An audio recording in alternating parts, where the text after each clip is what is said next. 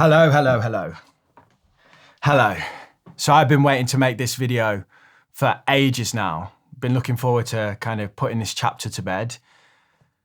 We're going to go from the bad stuff to the good stuff. And I'm going to try not to ramble because I've not scripted anything. We're going to start by talking about my attack. My attack, is that what we're calling it? It's a crap name, isn't it?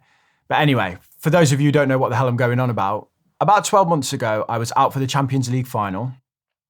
I'm a Man City fan, I know. And we were at this event space in Manchester where they host the Warehouse Project. It's a huge warehouse. It was packed full of City fans. There was at least 115 in there. And we won the Champions League, thanks Lukaku. At the end of the night, when the game was over, I was like, fuck this, we're going out, I'll book a hotel, let's just go out and have a good time. We went to a local bar in Piccadilly Gardens, which is the centre of Manchester, and we were in there till about 3 a.m, just dancing and singing with lots of other City fans, having a great time. And then it came time to leave, I was like, I'm going to go back to my hotel. I go outside and my friend's still in the bar, just saying bye and hugging everyone. And I was talking to his missus who had come and met us. And there was a set of black railings outside that were just, quite low, that edged onto the road. And I was sitting, leaning against them, talking to my friend's partner. And the next thing I know, I just wake up on the floor and there's blood everywhere and people are just screaming, he's dead, he's dead, he's dead. And I was like, who's dead? Turns out I was dead. I wasn't dead, but I think people thought I was dead because of the amount of blood. And what had happened was someone had walked out of the bar who I'd never met before in my life and just completely unsolicited, unprovoked, walked over to me and just hit me in the side of the head, sucker punched me. I didn't even see it coming. And I'd hit my head on the black railing, knocked myself out and then fallen forwards and fell forwards with such a force that my lip exploded on the floor. That's why there was so much blood, because of all the blood out my face. So to everyone else, I think it looked like my head had cracked open. I'll give you a trigger warning now. I'm just going to show some images of what my face looked like and the blood, so you can kind of get an idea of what we were dealing with. So yeah, here's an image of all the blood on the floor. And then here's me afterwards, after I'd had some stitches and all of the swelling had come out and all of that. So yeah, considering I got a proper smack to the face, I'm not looking too bad now. You can see a little bit of scar in here, which will fade probably over time, but that's the legacy of it. And I've also got a few broken teeth that I'm in the process of getting fixed at the minute. So I came back after that night and I recorded a video where I spoke to everyone about this. And then I was advised to take those videos down because for legal reasons. Whenever someone says for legal reasons, they never explain why. The reasons were that it might be seen if the case went to a jury that I'd used my public profile to sway the jury. So basically that, I'd got loads of sympathy for myself by telling my side of the story and that had influenced the case. And ultimately, it might get thrown out. So I took the videos down. Now though, 12 months on, because that's how long these things take to get to court, it's over and I can sit here and tell you, what the outcome was. So Wes, we're going to call him Wes from now on, because, we're pretty good mates. We know each other pretty well now. That's the person who hit me. He pleaded guilty. So he pleaded guilty to GBH without intent. This is I think he was charged with GBH with intent, but pled to a lesser charge of GBH without intent. There'll be people in the comments who know more about this than I do. GBH with intent is a serious crime. GBH without is a lesser crime. But from my perspective, right, you walk out of a bar, walk through a crowd of people and smack a complete stranger in the face. How did you not intend to do that? But anyway, his punishment is a 12-month prison sentence, but that's been suspended for 18 months. What that means is he won't serve any time. This is a feature of the UK prison system at the minute. And what I mean by that is there's just absolutely no space in the prisons. So violent criminals don't get time, they just get let out. And then the understanding is if he commits another crime in that 18-month period, he will serve that 12-month sentence. That could obviously be like a little crime, but this is a violent criminal. So my biggest concern now, the thing I worry about is he goes and does this to someone else because that's in his nature when he's drunk. And what happens if he kills that person? And then the situation is, Oh, so you're telling me that he attacked someone else and was let out and then has gone and killed someone as a result? You know, it might not happen, but you hear about these kind of crimes all the time where the person goes on to do it again and it's more serious and someone's life is completely destroyed by it and they were there in the hands of the police. We often focus on public services and the state that they're in, but the chat often looks at the NHS, maybe even the police or schools, rightfully so. But the probation system and the prison system are one of the biggest safety nets that Joe Public have. And at the moment, they're just woefully inadequate in terms of it takes a year to get to court. And then once the criminal's given a sentence, they don't see it out anyway because there's no space to put them anywhere. So yeah, public services, the prison system needs fixing urgently as well. He also gets 200 hours of community service. So, you know, unpaid work, some good comes of that, I guess. And he does like rehabilitation and all these things. Whenever I tell people that, like what I've just told you, their instant reaction is to go, how does that make you feel? And I know what they're trying to say. That's a crap sentence, Damien. Are you okay with that? Like you probably wanted more. But honestly, like I mean this honestly, I am over it. I'm over this kind of desire for him to be punished. It doesn't affect my life in any way, shape or form.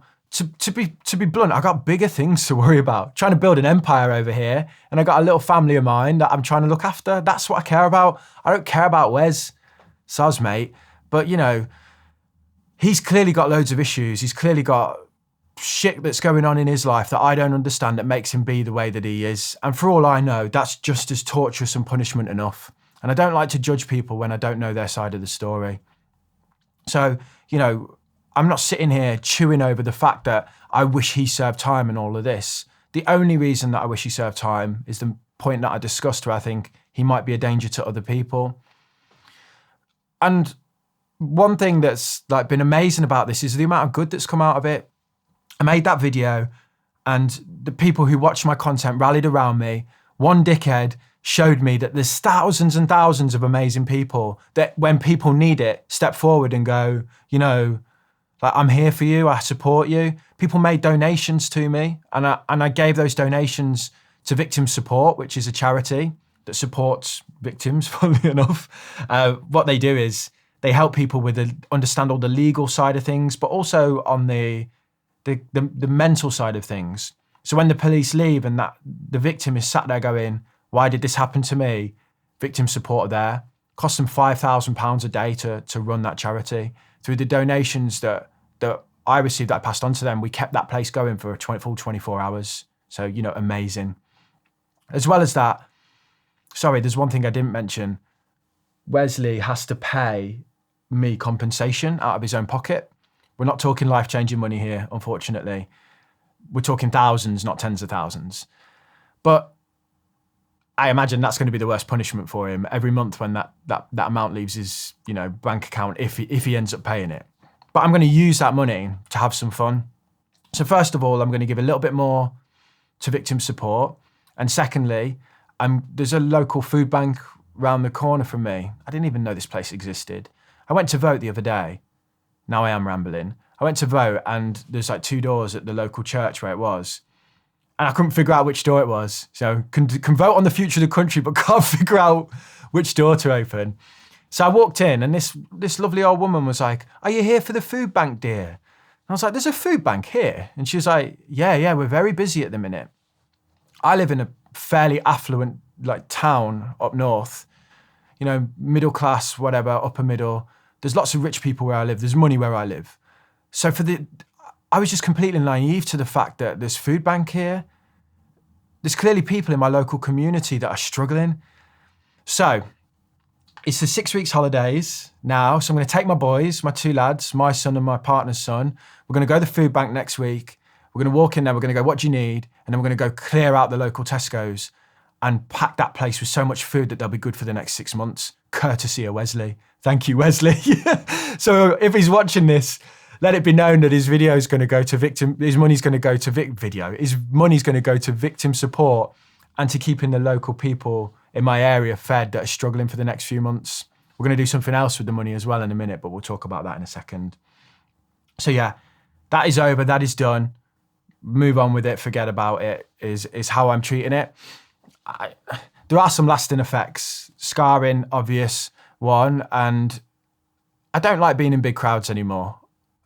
That's wrong. That's the wrong way of putting it. I'm going to Boomtown next week, so there's going to be some big crowds there. What I'm saying is, when I'm in public places now, I'm aware of the other people around me, which is a kind of burden that I never used to have.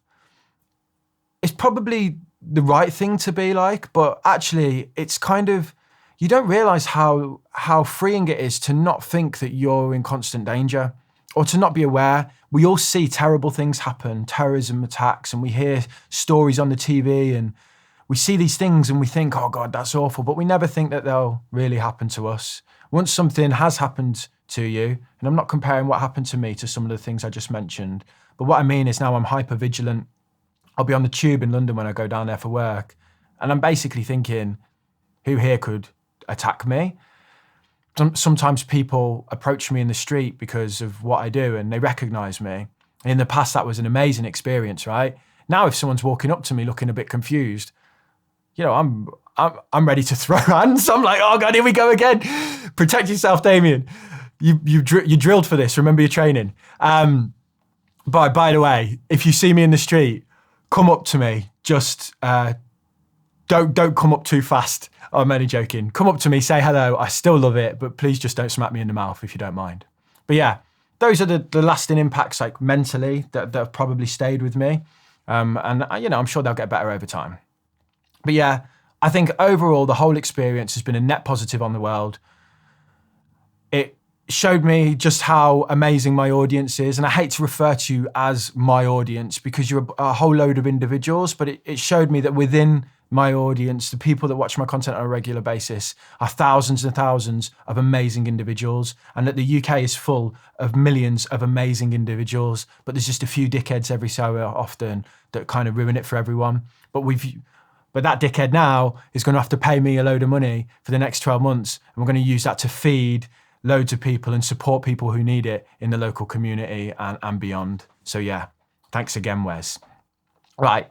Let's move on to some of the good stuff. Last time we spoke, I spoke to you about the fact that, I spoke to you about the fact that I was setting up another business with a business partner that looked to go into businesses to teach people about financial education.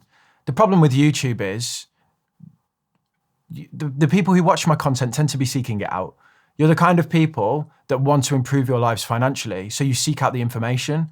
There's a whole host of people in the world that have no idea that this is possible, that they can invest, that they can change their life, even with a small amount of money. And getting in front of those people isn't always that easy. But there are plenty of companies in the country that want to support their staff in meaningful ways. And we found there's a demand for those kind of services where I go into a company, give talks, present them with content that they can share amongst their staff and stuff. So I set up that company. There's been some other news around that company that I wanted to share. So for the last 12 months, I've been the host of a podcast. The podcast is called Making Money. I do it with my friend T, and it's been a great success. So in the last 12 months, we've been voted one of Apple's top podcasts of the last 12 months, of 2023 or 2024, whatever it is, 2023. As well as that, we are in the top 4 or 5 in business on any given day. Only really Diary of a CEO and Martin Lewis are above us. And, as far as people above me, I'll take that.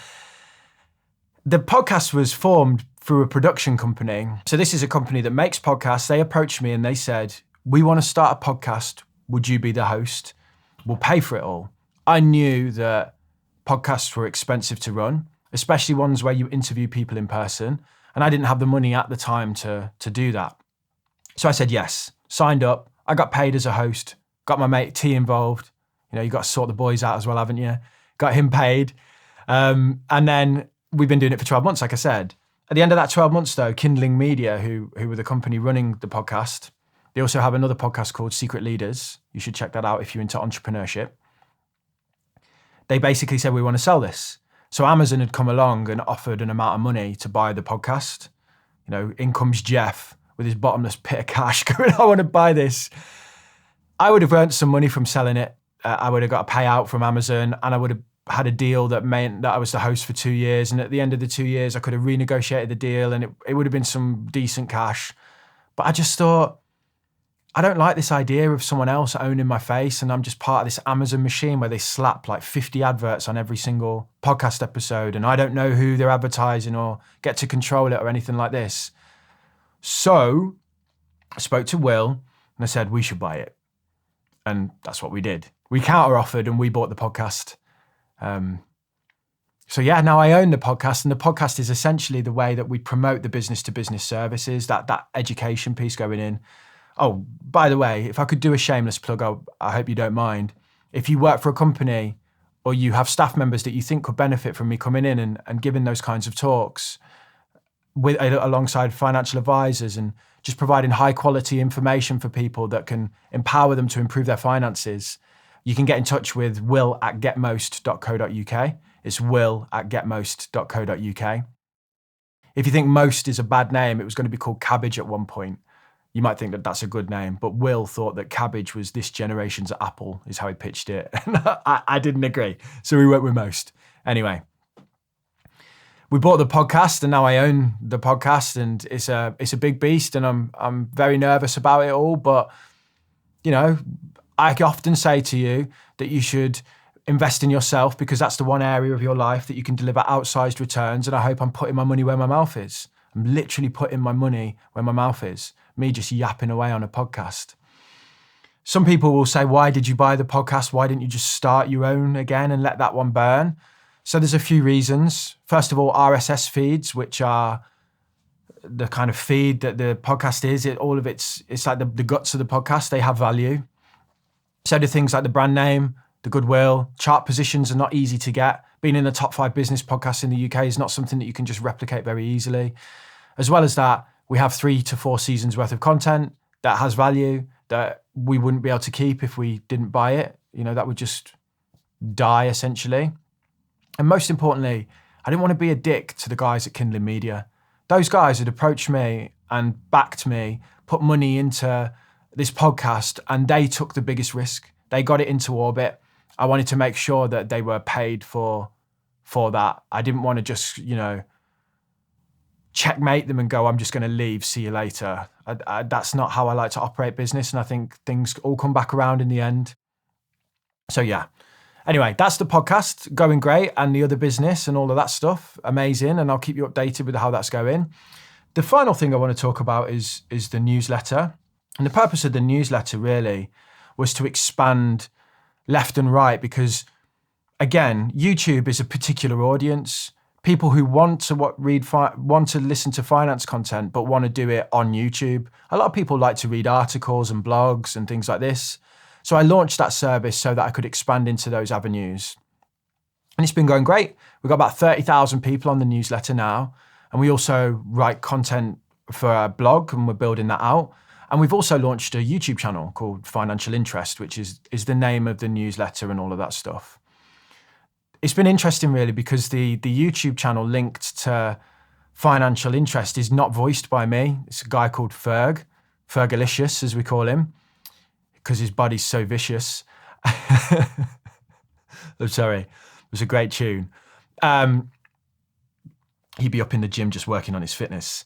So yeah, he does the content on that channel. And the whole reason for that was when I first started this channel, I used to make content that was very much like, this is this feature of this platform or this particular fund, or Vanguard have just farted, what do I think about it?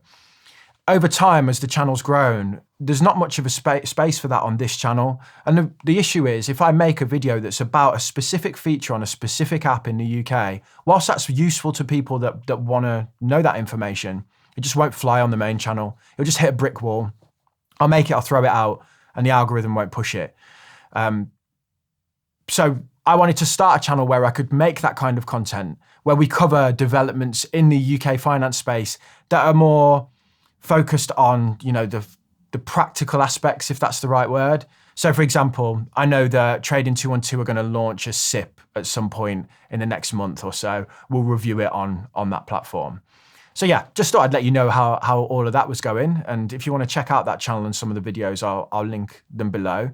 And if you've not heard of the newsletter or what we do there, what we tend to do is build custom assets to help people with their finances for free. So one that I mention on the channel all the time is the pension sheet that we made. It's become a big passion of mine to try and get people out of the default funds in their work-based pensions, because after reading a few papers, it became very clear to me that coming out of the default fund and going into a fund that suits your risk profile a little bit more is probably the single biggest action that you can do to improve your retirement without spending any extra cash. I read a paper called Damage by Default that showed the average person in the default fund, if they just took 20% more risk, in a best case scenario, could end up with an extra £15,000 a year in retirement. Massive, no extra money in just by dialing up the risk a little bit. So I made a worksheet that looked at most of the work-based schemes and the different pension funds that were available to try and help people make that leap for themselves, teach a man to fish and all of that. So yeah, we make those kind of resources. I'll link every single resource below so you can take a look. We've got like a budget and spending tool. We've got one for the most popular funds on different ISA providers, and something that helps you break down all of the jargon of fund names so that you can work out what a fund does if you're shopping around and things like this. Again, I'll link all of that below. But yeah, that's really my update. The final thing then I want to discuss. So based on Wesley again, just to clarify, the money that he sends me is going to come on a monthly basis for the next 10 to 12 months. So it's a little chunk of money each month. And I'm going to give some to the food bank. I'm going to give some to victim support. I'm also going to chuck some in my SIP, my pension, because I just love the idea that in 30 years, I'll be sat on like a veranda somewhere in a rocking chair, sipping on a mojito, thinking, this mojito's paid for that guy who punched me in the face 30 years ago, which is amazing. I want to share the love with you as well, because in the moment that I had like a pretty crap time, you know, I came home and it just wasn't a very nice experience for me. You guys picked me up massively. You donated loads of money and just made me feel really good. Made me feel that, you know, this isn't just some random thing that's happened to me that's crap. This is actually a really nice thing that restores my faith in humanity. One dickhead versus thousands and thousands of absolute legends. So I just kind of want to share that back, courtesy of Wesley. So how are we going to do this? Okay, every time I refer to this thing, I call it my attack. Below in the comments, put a better name for this. The top 10 people who put a better name, I'll give £100 to each. So vote for your favourites, and the top 10 comments, I'll give £100 to each. And then, you know, when you receive that £100 courtesy of Wesley, we can all thank him for his actions on that night, because he's done loads of good in the world. Wes, I just wanted to say thank you, seriously, from the bottom of my heart. I mean it. This has been just awesome, and I can't wait to see where we go from here. Thank you so much. But thank you so much for everything, not just that one moment, not just the time when I needed support and, you know, people rallied around me, but just in general, for changing my life through this channel, for giving me work that feels meaningful, that I'm passionate about, that I love doing every day. I love my job. I love it. I love my job. I love my life. I'm just happy to sit here every day, make free content, and I hope you get just as much out of the channel as I do. So yeah, I'll see you soon.